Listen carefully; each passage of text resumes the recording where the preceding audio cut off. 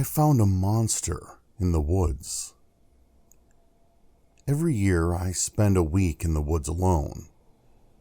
I cannot stand being inside my empty house on the anniversary of when I lost everything important in my life. The walls close in on me, and I feel suffocated, so I go to the woods. I sleep, drink, and try to shoot at least one deer. On the second day of my trip, I was walking through the forest in damp weather, feeling miserable, when I came across it. A creature hanging by its foot from a tree. I panicked when I first saw the figure strung up in the tree, and rushed forward, hoping it was a person I could still help. As I got closer, I saw that even though its body was similar to a human, all the proportions looked wrong. The legs, far too long and skinny. The stomach sunken in, ribcage visible, making it seem like it had no muscle mass or fat. I stopped below the creature, staring up at it in disbelief of what I was seeing. One foot was stuck inside a bear trap that was attached to a chain, hooked over a branch. Its entire body was hanging from a torn and bloody ankle snared inside the trap. Wrists tied together and arms so long they nearly reached the ground as they dangled past its head. The creature's face was covered by a blank wooden oval with moss spilling out from it. At first, I was certain it was dead. As I got closer, I saw the chest rise weakly as if let out small, wheezing breaths from under the mask. Even without seeing what was under the mask, I knew this thing wasn't human. The woods had a bad reputation of people going missing. Most didn't like camping overnight inside the forest anymore. It was a good place to fish and hunt, but not to stay the night. I had my hunting rifle with me. I could put it out of its misery, or just leave it alone. Someone put this thing here. They might be back for it. Misty rain came down, and I could see puff of my breath in the terrible weather. My feet cold and fingers stiff. It would get dark in a few hours. I should go back to my camp and get dry, or else I would get sick. Or leave this damn forest before any more of these creatures came for me. Instead, I did something only an insane person would. I placed my gear on the ground to climb the tree and get the creature down. It was in the middle of the night when the creature stirred. I treated the wounds as best I could. Getting the bear trap off without cutting my hand took almost an hour to do. Dragging the lanky thing back to camp wore me out, and I still needed to dry the creature off and wrap up its wounds. The damn thing better appreciate what I did for it. While I waited for it to wake up, I sat by the fire, sitting under a tarp to keep dry. I let the monster I dragged back use my tent, keeping the flap open so I could keep an eye on it. I was dead tired, but didn't want to fall asleep with whatever that thing was close by to eat me in my sleep. Its limbs were so long I had to fold them to make sure it fit inside my small tent. At some point in the middle of the night, I heard movement in my tent. Slowly, a hand came out, long fingers testing the damp ground. I couldn't see the thing's expression because of the mask and moss covering its entire head. Even while it slept, I didn't dare look what it really looked like. I remained still, wrapped up in my spare blanket. If it attacked, I could shoot it, but I didn't even reach for my rifle. Half of the creature's body came out of the tent, body freezing up, when it sensed me nearby. The next few seconds were tense. Neither of us moved, waiting for the other to act first. I'd hoped this would be a treat and release process, that when this creature woke up, it would just go back off into the woods. I was not so lucky. It made the choice to attack the easy target.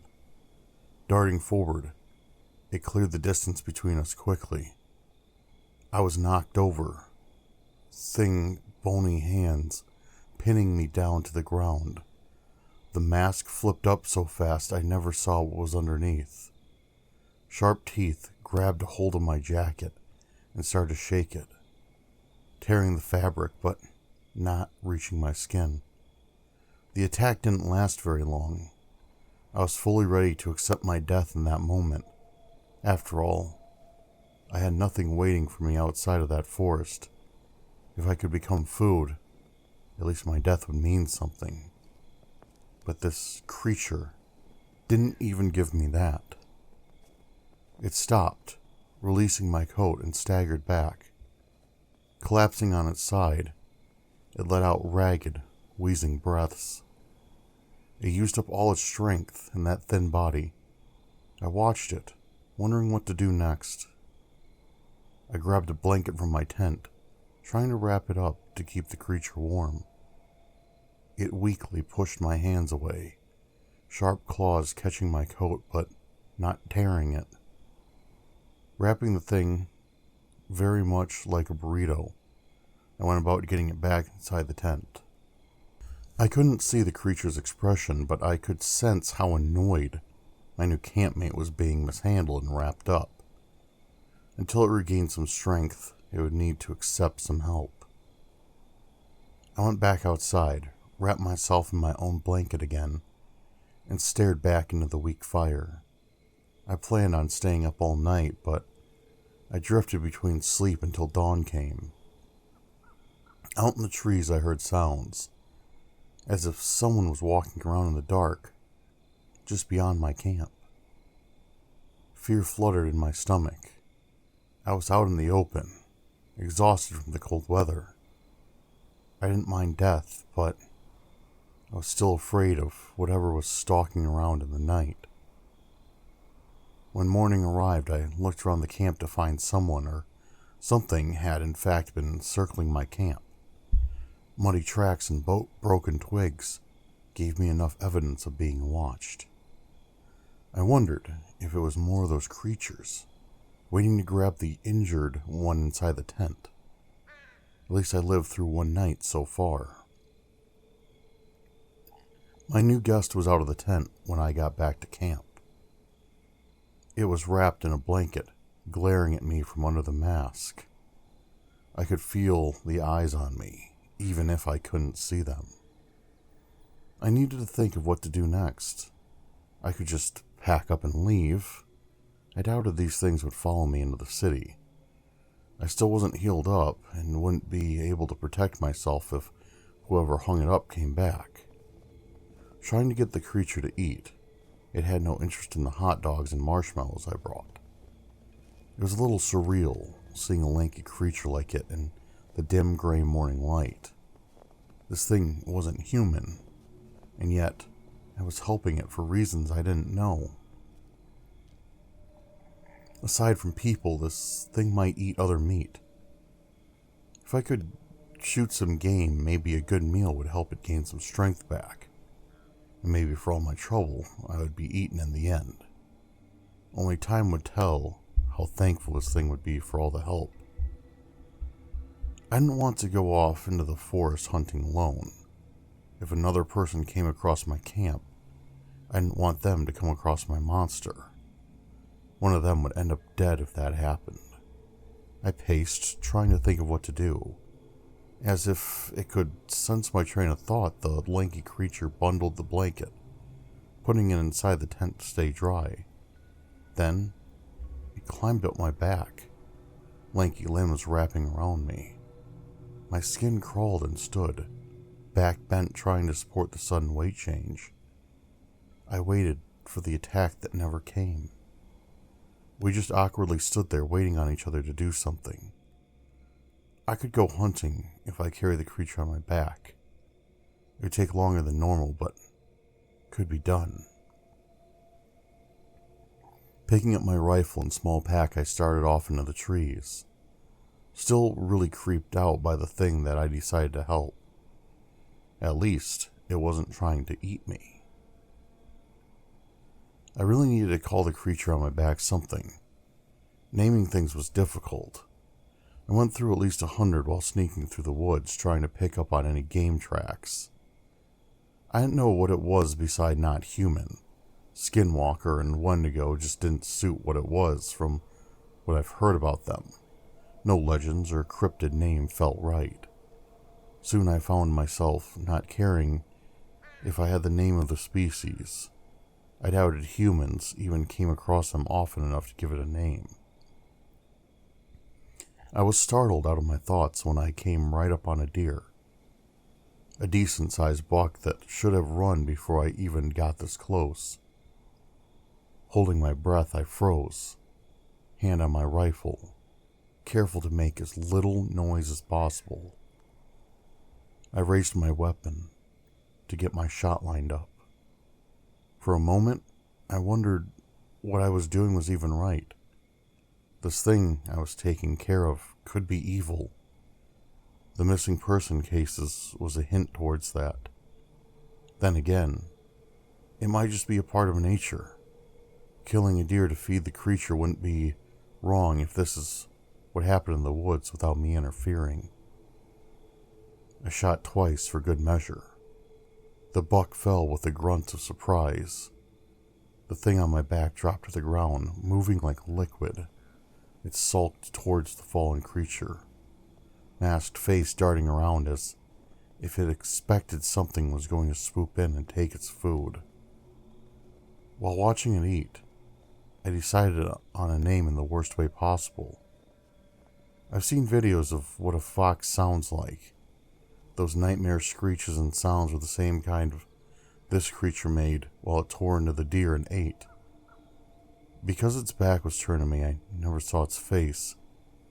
Just the fact the mask was lifted so it could bite and tear off chunks of flesh.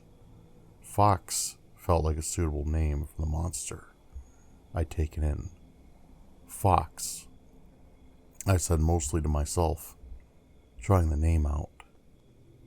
The creature slightly turned at my voice, letting me see a human-looking mouth, but filled with bloody, sharp teeth. I think he liked this name.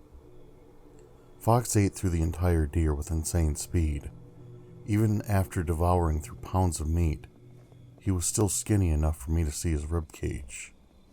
There's a mystery where he put it all. Gathering up the larger bones, he followed behind me back to the camp. At least he could walk now, although limping and trailing behind. He crawling mostly on all fours even though he was holding bones in his hands. I led him to the river first so he could get cleaned up in the cold water, and I refilled some of my bottles to boil later. When we arrived back at camp, Fox gnawed on a rib while reluctantly letting me look at his injured ankle. It healed so much I knew he would be fine by tonight or tomorrow. Watching him chew through his bone stash, I wondered yet again what I was doing. Not only did I not leave him to die, I named him. There was something seriously wrong with me if I could get attached to a creature like this. "You can eat me, you know," I told him, not knowing if he knew what I was saying. Fox looked over at my voice but didn't pause in his gnawing, bone under his moss blanket covering his face. Strangely enough, I wasn't scared of him. I'd already accepted my death for a while now. If he wanted to eat me next, I would almost welcome it. The rest of the day, I would let him wander around camp, and I kept the fire going and took a few short naps to catch up on sleep. When night fell, the fear of death finally came to me. I was inside the tent while Fox stayed beside the fire. I'd heard noises from outside and carefully crawled from my sleeping bag to try and find the source. Sounded like a few people walking just outside where the firelight could reach. Fox tensed up, looking ready to attack if needed. Found my rifle, taking it into my hand as silently as I could. My eyes adjusted to the darkness, and I could faintly see forms similar to Fox moving around in the trees. There was more of whatever he was in this forest. I stood waiting for them to make a move. Rifle pointing downward, I didn't want to shoot one if they only showed up to pick up a missing member of their pack. One was brave enough to poke its head into the light. It was low to the ground, lanky elbows pointing up. It also had a blank wooden mask, but it had a mane of tangled branches covering the upper half of its body. For a second, I thought I spotted glowing eyes inside that heap of wood staring daggers at me. "Well, go on," I whispered to Fox, trying to encourage him to go and rejoin his group. Almost like cats, they got closer to each other on all fours, backs arched, studying and doing a half circle around each other. Other creatures appeared, watching the exchange, each having a mask of wood with some sort of pile of forest debris covering their faces. Some stood on two legs, making them almost 8 feet tall. Others on all four, ready to swiftly run forward if startled. It looked like it was going well. Fox got close to the new creature and reached a clawed hand over as a gesture I didn't understand. In a blink of an eye, they both flew into a flurry of motion. Horrible hissing and garbling cries came from the tangled pair, thrashing, trying to kill each other. My heart sank, and a pit of black fear opened up in my stomach. Fox healed up a bit since he was with me, but he wasn't strong enough to fight off the newcomer, let alone all the ones in the woods watching. I accepted I would die, but I was not able to let Fox die with me. I lifted my rifle and aimed it away from the fight. I fired off into the woods, aiming at nothing. I hoped the sound would make them stop, and it worked. The one creature stopped to look around for the sound. Fox kicked the other aside and scrambled at me as I ran over and stood between him and the other pale form. The newcomer was covered in scratches and dripping in blood. Fox looked the worst, his arm broken and countless cuts on his thin body from the brief fight. Getting between them, I received a fast, long cut to my arm, but it was nothing compared to what Fox went through. I pointed the rifle towards the monster on all fours, ready to fire if needed. It stared at me from behind that faceless mask. The other creatures didn't move. I heard Fox shuffling around behind me, but I didn't turn to see what he was doing. When the other creature turned its head away from me to watch Fox, I finally did the same. He'd taken off the faceless wooden mask from his hood of moss and tossed it in the fire in front of all of us. The wood gave off a high-pitched shrieking sound as if it was an animal dying. Black flames shot up, spewing into the sky for a few seconds, until the noise died down. The mask was burned up completely. Fox sat next to the fire, nursing his bad arm. Slowly the creatures around us started to leave one by one, until the one that attacked Fox remained. It sat, blood dripping from its wounds.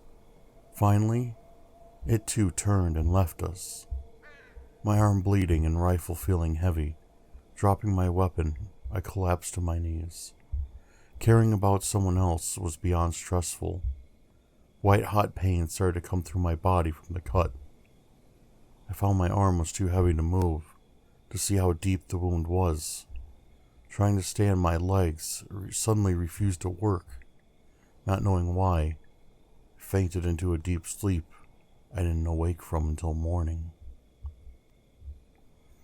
When I opened my eyes, I was inside my tent on my side, my arm out in front of me so I could see the wound was stuffed with moss. I felt hot and too weak to move or do anything at all. I couldn't even move my fingers. Pain came in waves as I tried to ignore it. Focusing on anything with the throbbing in my arm, I listened to the pattering of rain outside. The light was gray and impossible to tell what time it was. The tent flap was letting cool air and misty rain come inside the tent.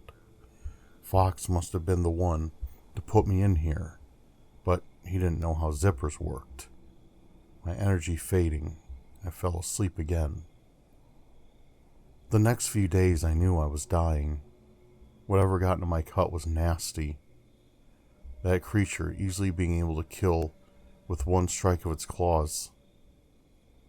I slept most of the time, far too weak and feverish to move. Fox would keep me hydrated by lifting my head to let me drink from my steel water bottle I brought along. But the water tasted muddy. He was getting it from the river, not knowing to boil it. His efforts might just kill me faster. In my fever dreams, I was tormented by the truth that haunted me every waking hour. The reason why I wanted death so badly, even though I was too much of a coward to do it myself. I wasn't there to hear the car accident, but still plagued by the sounds. My mind repeated the sound of the officer knocking on my door at 4 a.m. to awkwardly tell me the news. His first time saying such tragic words to another person. And I knew it was my fault. 5 years ago, I cheated on my wife. A one-night fling. I did not have a good reason aside from I just felt like it. I told her knowing I would be unable to hide it. She very understandably got upset and left the house to her brother's place 4 blocks away. They both drank and insulted me, something I rightfully deserved. To this day, I don't know why they decided to drive back home that night. She was too drunk to drive, but her brother thought he was fine. It was only 4 blocks away from our home, and yet they got into a 3-car pileup from people leaving the bar for the night. Everyone in my wife's car died that night. Everyone else in the other cars were lucky enough to receive injuries they could recover from. 3 people died. My wife, her brother, and our daughter in the back seat of the car. I went to sleep when she left and wasn't even aware she took our daughter to her brother's place with her. All because I made one decision to go home with a woman I thought was attractive. A whim killed 3 people. I needed to live with that fact for the rest of my life. Delirious from the fever, I could barely keep my eyes open. I saw Fox sitting next to me. His form blurry in my weak state. I couldn't handle falling back asleep and hearing my daughter was gone again. Please, kill me, I begged him in a voice barely above a whisper. He didn't react for a long time. The longer I looked, the more I noticed he was slightly different, more human, his proportions not as lanky as before. He leaned in and I saw instead of the moss covering his face, he replaced it with a torn-up fabric that was once my clothing. He didn't keep it together with glue or thread. My tired brain wondered how the heaps of cloth stayed on his head. Reaching over, he took my arm, now red and infected from the cut. Caused a jolt of pain that almost knocked me out again to rattle my bones. Lifting my hand to his covered face, Fox lifted some of the rags to reveal a mouth with sharp teeth. Without any hesitation, he took my pinky finger off in one bite. I let out a soft scream, struggling to stay awake. Letting my hand drop, his long fingers came into view, moving directly to my throat. Darkness took over me. I died. Fox choked the life out of me. Then he gave back some. It's something beyond anything I could ever understand how it happened. And I don't think I ever need to fully understand it. I woke up scar on my arm, feeling better than I had in years. Aside from being stiff, my illness left me. I was still inside my tent, rain softly hitting against the outside. Looking to my side, a bundle of blankets was taking up most of the space. Peeking under them, Fox was curled up. He moved from his nest, being disturbed, but didn't wake up. I left him alone, climbing out of the tent, trying to get the kinks out of my back. It was still damp, but I was glad to be in the cool air outside. A few minutes passed after I came out and took stock of everything.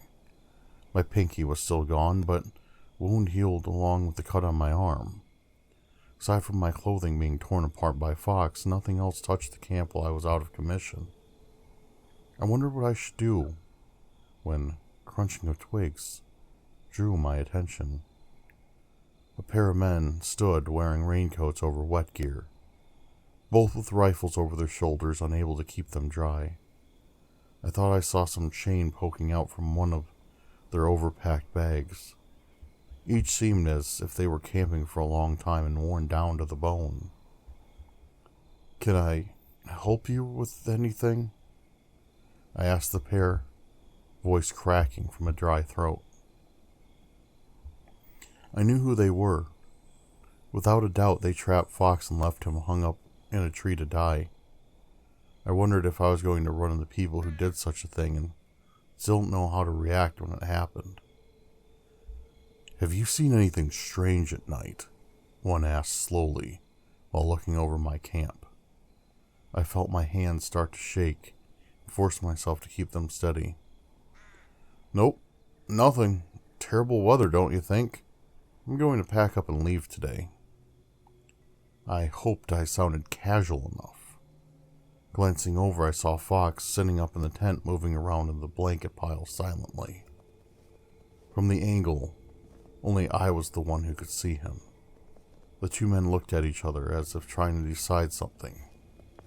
If Fox saw them, would he kill them?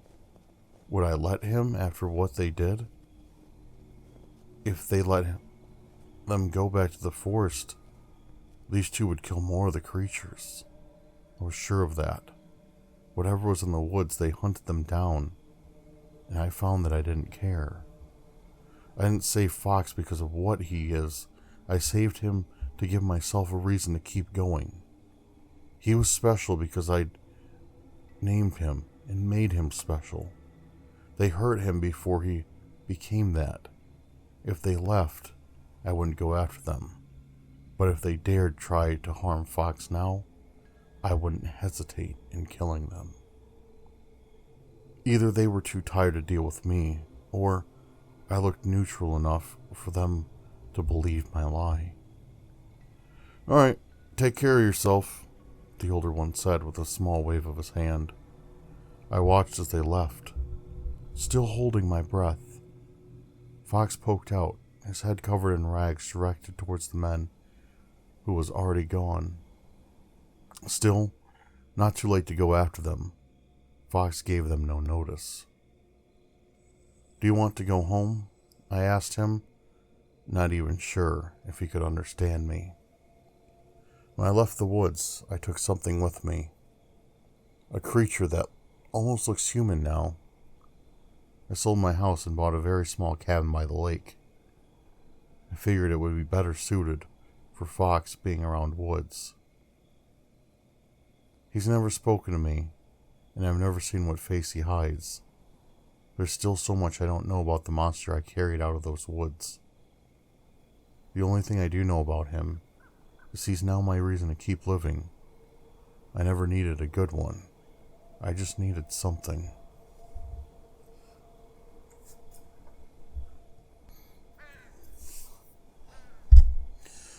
Things aren't going too well for my wife or I.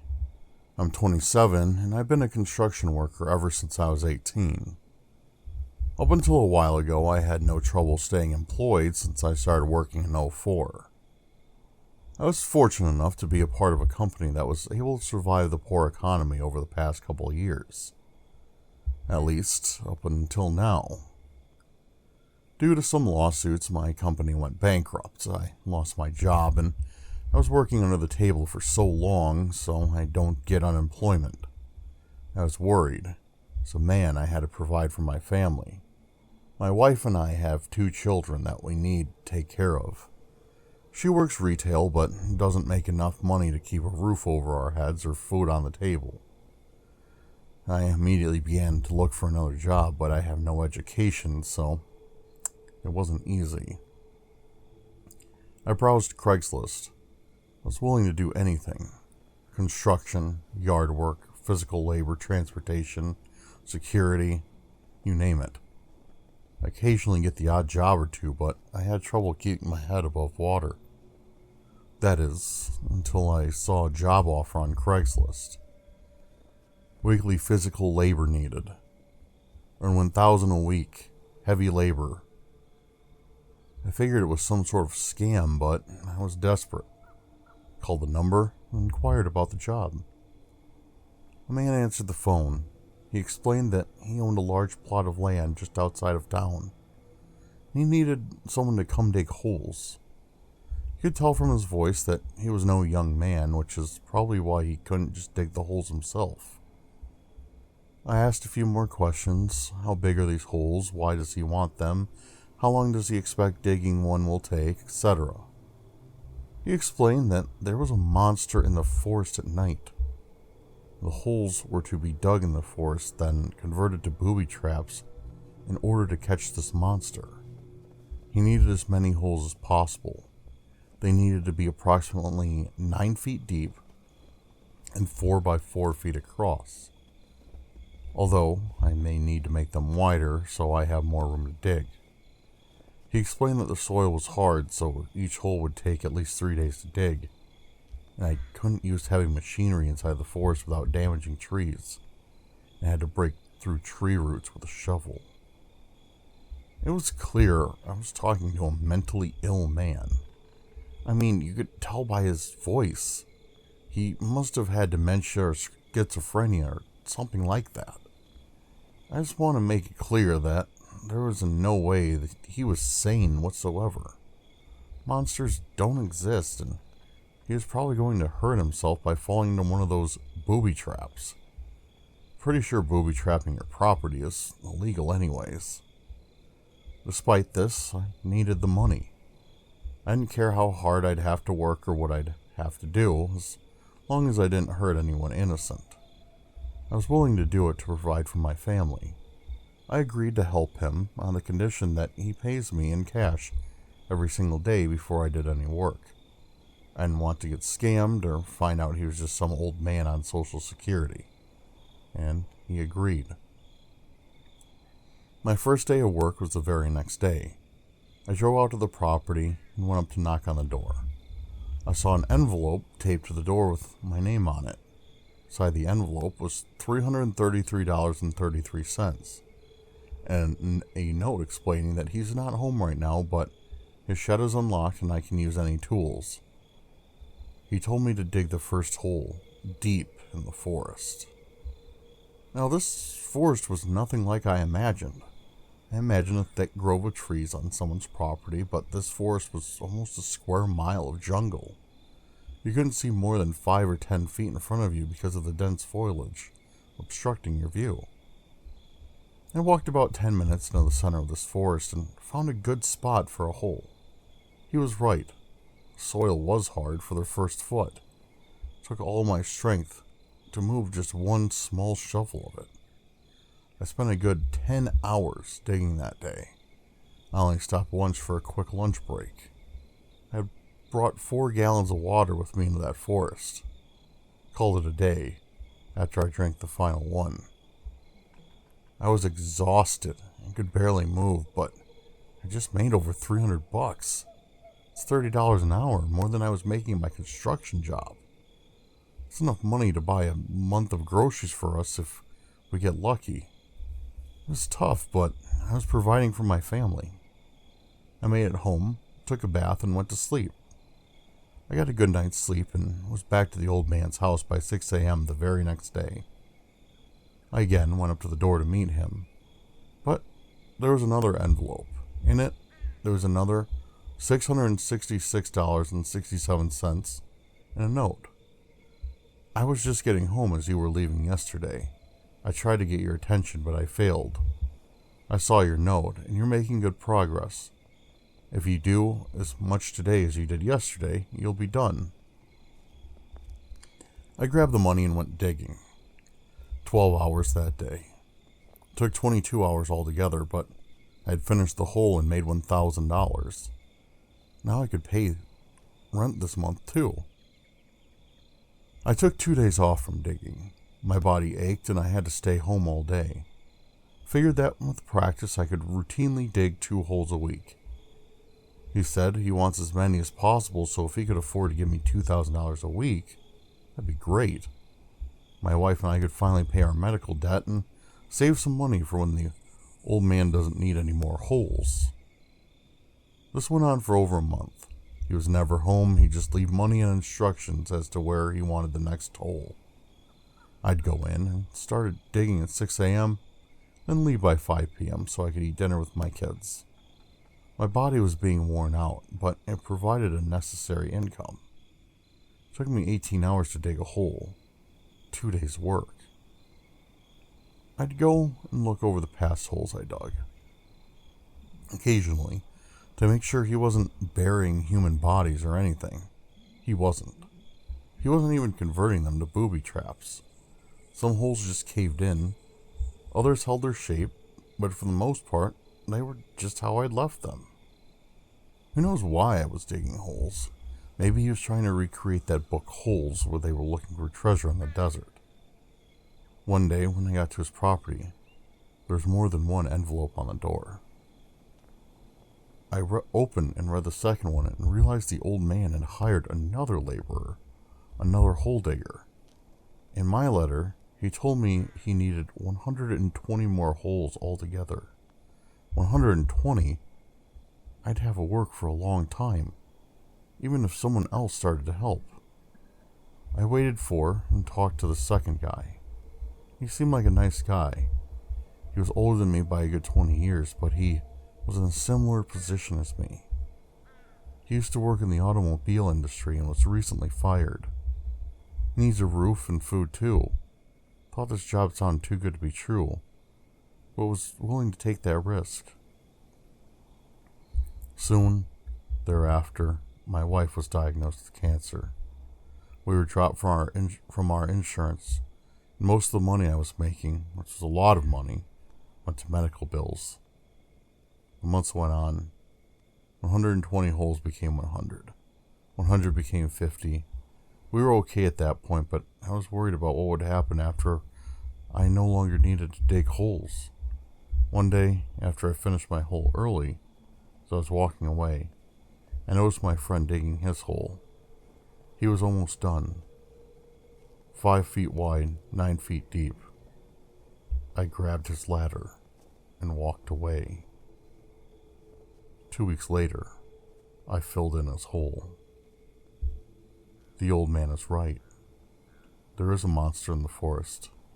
He's still insane for believing a monster will be caught by its own booby trap.